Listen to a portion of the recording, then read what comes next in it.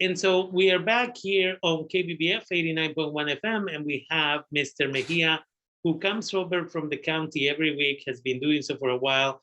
And the goal here is to keep our community as educated and up to date on what's going on. What we know is that the situation is not getting better, Senor Mejia. What can you tell us this week about the COVID in general, Delta? What's going on? Well, it's not getting better. That is true. We are now in a level with widespread infections all throughout the county, and that's not a good sign. That's not where we would like to be. Basically, is the Delta variant spreading more and more. As of today, we have 233 cases related to that. But also the numbers have increased a lot. So now we're having close to 10 COVID cases per day per every 100,000 inhabitants. And that's a margin that we keep for within 2 weeks. So that can give you an idea of the numbers that we've been having. For instance, so as of yesterday, we had 50 cases, the day before 151, the day before that 129, and the day before 72, and before that 159. So that gives you an idea of how much this keeps just growing. So that is worrisome. That's why the county keeps recommending, strong recommendation. It's not mandatory yet. We don't know when it's going to be mandatory here locally. We know that other places like LA has done it. We don't want that to go there, but if numbers continue this way, we might as well be getting there. Hopefully not. I guess most of us don't want to be back in shelters in place, or back to all the limitations that we had before the opening of the economy.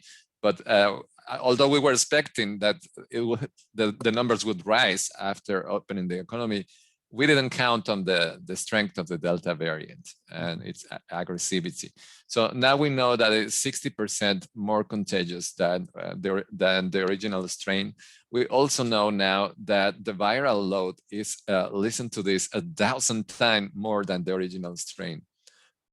That's a lot of virus in an individual. Yeah. And that is causing us to alert people who's already vaccinated about this. This is an important piece of information, because that can result in people who's vaccinated becoming just vessels to continue spreading the virus.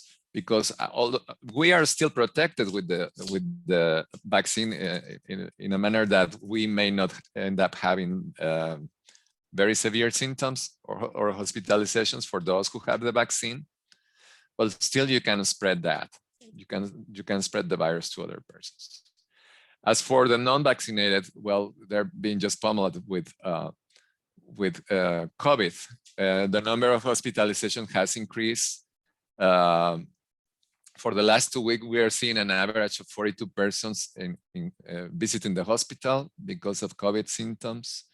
As of yesterday, we had 44 patients in hospitals and 9 of them in the ICUs. We have to report that there has been 9 deaths this month due to COVID. So you can see that the numbers have not increased at all. Also, in the for the lower income groups, the positivity rate is increasing a lot, dramatically. Now it's 7.1%. And at the beginning of June, we were reporting 1.7. So it completely in reverse there. So that can give us an idea. So therefore, we insist that people, independently of your vaccination status, wear a mask when you're going to the interior of any places. If you're going to a restaurant, you're going to a bank or a concert or a bar, just be mindful. Right now, it's not the best time to enjoy our freedoms the way that we did it before, because we can risk infection, even if you are vaccinated. We are seeing also that the number of breakthrough cases, that's the people who has been vaccinated and turn out positive. Those numbers have increased also. This is still low. This is still 1%. So here in the county, out of the 300,136 persons who are fully vaccinated, we have detected 500 breakthrough cases. So that's less than 1%. But it can happen. I mean, we already know that having the vaccine doesn't mean that you're protected 100%. We were very close to 100% before these new variants, especially Delta. But now we're seeing that we still have to be like really, really mindful and protect ourselves. There are two large gatherings going on currently here in the county, which can be a source of contagion. But we want to prevent that by using the mask. One of them is the Summer Fun Fest at the fairgrounds. The county and the Medical Association has arranged to give a free ticket for the entrance and for one of the rides for those who get vaccinated right there in the installations of the festival at the Jockey Club. And the tickets are valid for any other day during the fair. This began on July 28th, yesterday, and it's going to go through to August 2. So you can get your free ticket and go any other time and enjoy the Summer Fun Fest. And the other is Lazy Bear in Guerneville. We're also knowing that it's a large gathering, so we recommend that people wear a mask over there. Also, I would like to share with you an update about the homeless shelter. The number of cases increased to 110 out of the 156 persons who use the shelter. 64 of them were vaccinated with pre-existing condition. Most of them had the Johnson & Johnson vaccine. We don't have any reports of any deaths so far, and we hope it continues that way. However, 9 persons are still in the hospital. 6 of them have recovered, and we detected 25 of those cases, of those positive cases, were affected with the Delta variant. And then finally, I want to give you an update about the Emergency Rental Assistance Program, better known as ERAP. And just as a reminder for the audience, the ERAP is the program that helps you if you were affected directly or indirectly by COVID and you are behind with your rent and utilities. It also provides options for homeowners to participate and receive financial assistance. There is 32.2 million in the state and federal funds that will be administered countrywide.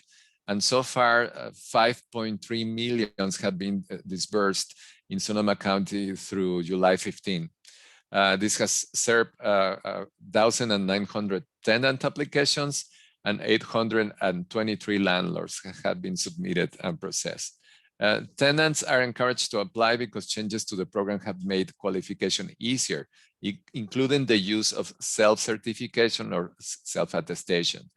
Individuals can now claim 25% of future rent, and the future rent is defined as April 1st, 2021 and beyond. For what is considered future rent, the landlord does not have to forgive the remaining amount as he does with past due rent. Individuals can also request that ERAP pay 100% of the utility bills, including internet. Applicants can apply at socoemergency.org/ERAP or by calling 211 for an operator to assist them in English or in Spanish, and by visiting the online page to view a list of community organizations providers that can help request this rental assistance. That's the update that I have for you today. And it's really, really important for individuals to, again, understand that even if we are vaccinated, we need to wear our masks, we need to social distance, and we also need to make sure to wash our hands all the time. It's really, really important to take care of ourselves because we are taking care of other individuals. Yesterday, during the update by the county, I asked Dr. Mays exactly when do they expect the vaccine for children under 12, and they're saying that likely, if it is approved, will not happen until November. And so we still have many months to take care of our children, make sure they don't get sick. Remember, some of the research has shown that when children get sick, whether they end up with symptoms or not, with COVID, some of those children are ending with some of the similar situations as adults, and that is memory issues, a lot of frustration as a result of the fact that they have these memory issues. But also, some of these individuals have shown where they get infected and they have organ failure in multiple organs at the same time. And so we need to protect our children. This is not just an issue for adults, but we have a responsibility to each other to make it through this year. So with that, I want to thank you as always for taking the time and being with us here on KBBF at Líderes del Futuro. Señor Mejia, I look forward to our next conversation next week. Thank you for having me, Rafael, and I look forward for next Thursday. Take care. Thank you. Bye.